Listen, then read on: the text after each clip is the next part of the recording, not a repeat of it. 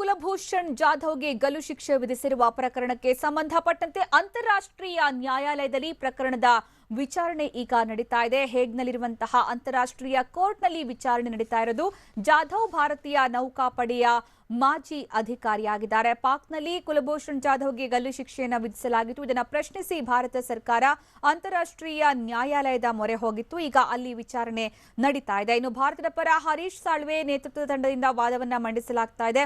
ಪಾಕಿಸ್ತಾನದ ವಿರುದ್ಧ ಸ್ಪೈಯಿಂಗ್ ನಡೆಸಿರುವ ಆರೋಪದಲ್ಲಿ, ಬೇಹುಗಾರಿಕೆಯ ಆರೋಪದಲ್ಲಿ ಜಾಧವ್ಗೆ ಗಲ್ಲು ಶಿಕ್ಷೆಯನ್ನು ವಿಧಿಸಲಾಗಿತ್ತು. 2017ರ ಏಪ್ರಿಲ್ನಲ್ಲಿ ಪಾಕ್ ಮಿಲಿಟರಿ ಕೋರ್ಟ್ ಗಲ್ಲು ಶಿಕ್ಷೆಯನ್ನು ವಿಧಿಸಿತ್ತು. ಪಾಕ್ ಮಿಲಿಟರಿ ಕೋರ್ಟ್ನ ಆದೇಶವನ್ನು ಪ್ರಶ್ನಿಸಿ ಭಾರತ ಐಸಿಜೆ ಮೊರೆ ಹೋಗಿತ್ತು. 2017ರ ಮೇಯಲ್ಲಿ ಕುಲಭೂಷಣ್ ಜಾಧವ್ ಗಲ್ಲು ಶಿಕ್ಷೆಗೆ ಐಸಿಜೆ ತಡೆಯನ್ನ ಕೊಟ್ಟಿತ್ತು. ಅಂತಿಮ ತೀರ್ಪು ಪ್ರಕಟವಾಗುವವರೆಗೂ ಕೂಡ ತಡೆಯನ್ನ ಕೊಟ್ಟಿತ್ತು. ಈಗ ಪ್ರಕರಣದ ಅಂತಿಮ ವಾದವನ್ನ ಐಸಿಜೆ ಆಲಿಸ್ತಾ ಇದೆ. ಈ ಮೂಲಕ ತೀರ್ಪು ಏನಾಗುತ್ತೆ ಅನ್ನುವಂತಹ ವಿಚಾರ ಕೆಲವೇ ಹೊತ್ತಲ್ಲಿ ಗೊತ್ತಾಗಲಿದೆ.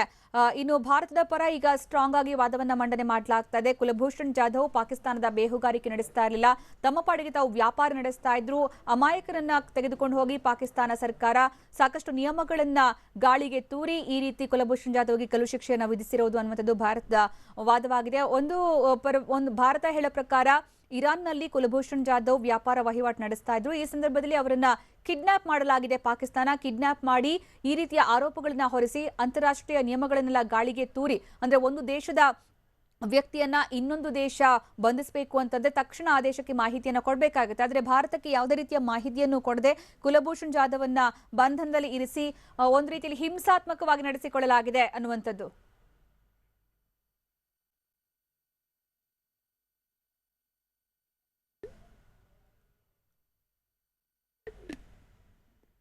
Was extracted. Information subsequently made available by Pakistan establishes that a first information report, the acronym for which in India and in Pakistan is FIR, under the Pakistan Code of Criminal Procedure 1898, was registered as late as 8 April 2016, and that under the code marks the the FIR marks the commencement of an investigation into a crime. But the confession obtained on 25th March 2016, before the FIR, was used as a propaganda measure, and its paraphrase finds place in the document circulated to the P5 countries. The document notes that this gentleman has been operating as a businessman in Chabahar. It alleges Jadhav crossed over from Iran to Baluchistan, and the document alleges he is a commander in the Indian Navy. It concludes by making serious allegations against India of state-sponsored terrorism and of repeating its efforts of 1971 in Baluchistan. You will be surprised to find, despite all this, towards the end of their counter-memorial, one of the defenses is that India has not established his nationality. There is no manner of doubt that Pakistan was using this as a propaganda tool. Pakistan was bound to grant consular access without delay. India's request for access did not evoke any response.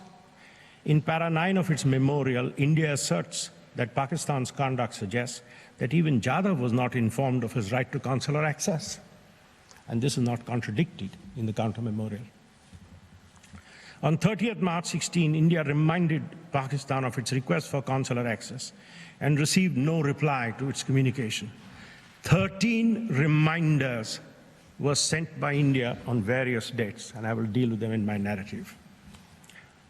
Pakistan acknowledges that as early as 30 March 2016, the Indian High Commission in Islamabad sent a note verbal to Pakistan's Minister of Foreign Affairs requesting consular access. Pakistan obviously had no difficulty in recognizing that the request related to Jadhav. India has no papers or authentic information of what happened in Pakistan.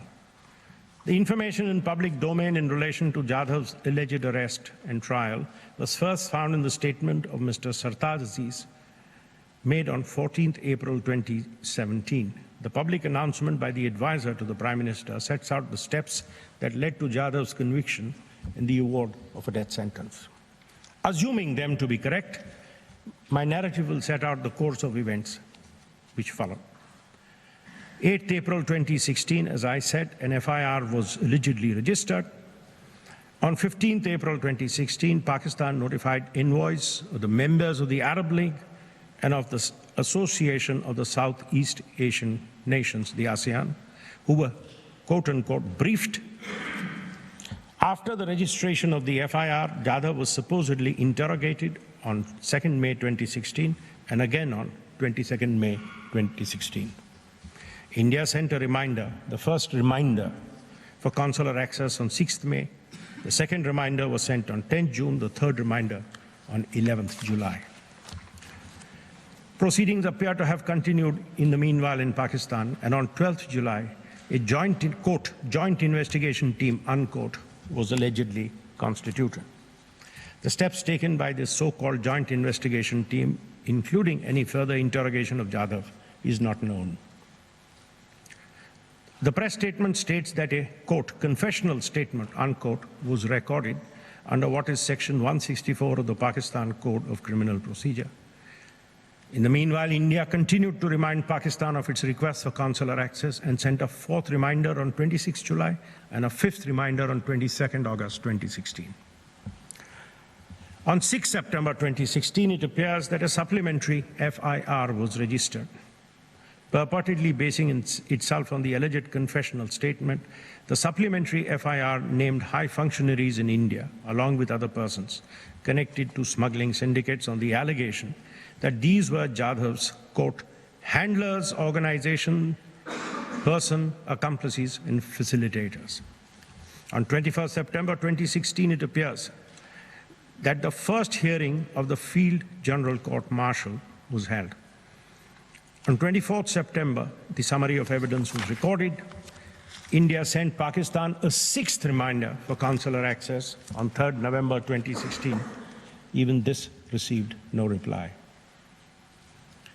The next Field General Court Martial proceedings appear to be held on 29th of November 2016.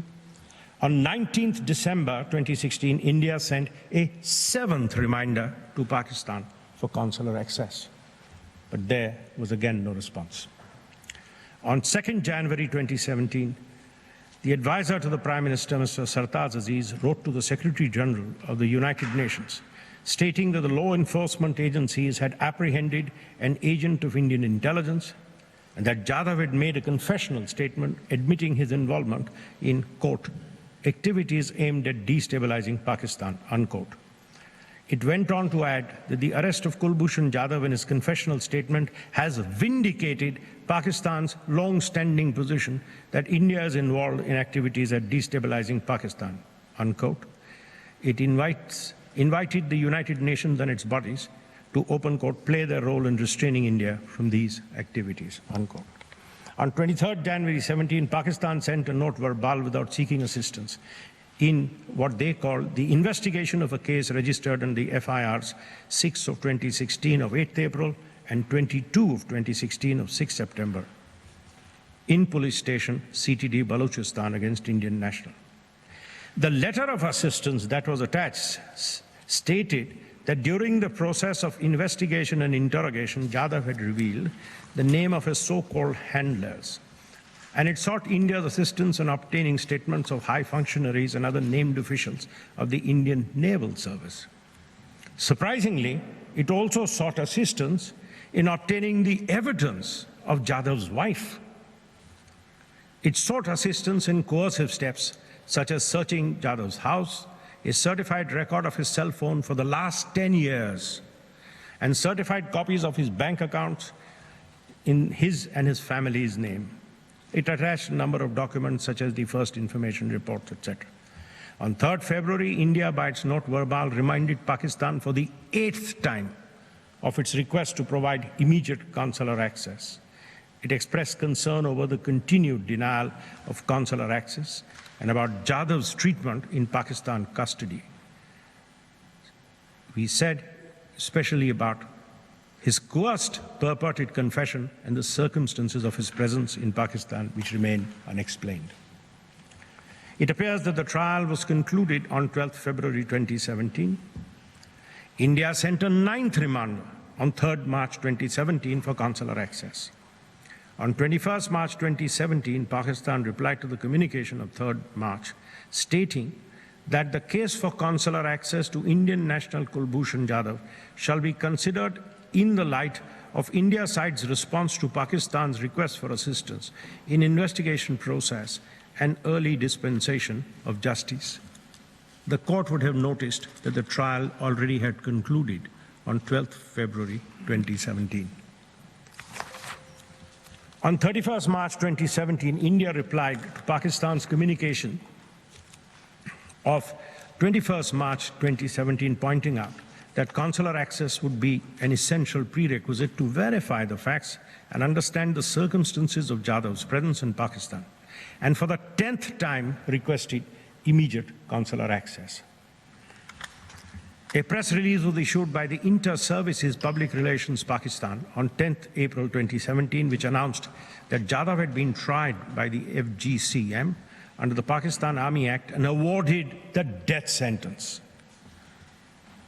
And that on that day, the Chief of Army Staff had confirmed the death sentence awarded to him. It stated that, quote, the accused was provided with defending officer as per legal provisions, unquote. No lawyer. Pakistan, by its communication of 10th April 2017, responded to India's note verbal of 31st March 2017, repeating that the case for consular access shall be considered in the light of India's response to Pakistan's request for assistance in the investigation process, which was pending with the Indian side. India responded by its note verbal on the same date, protesting that despite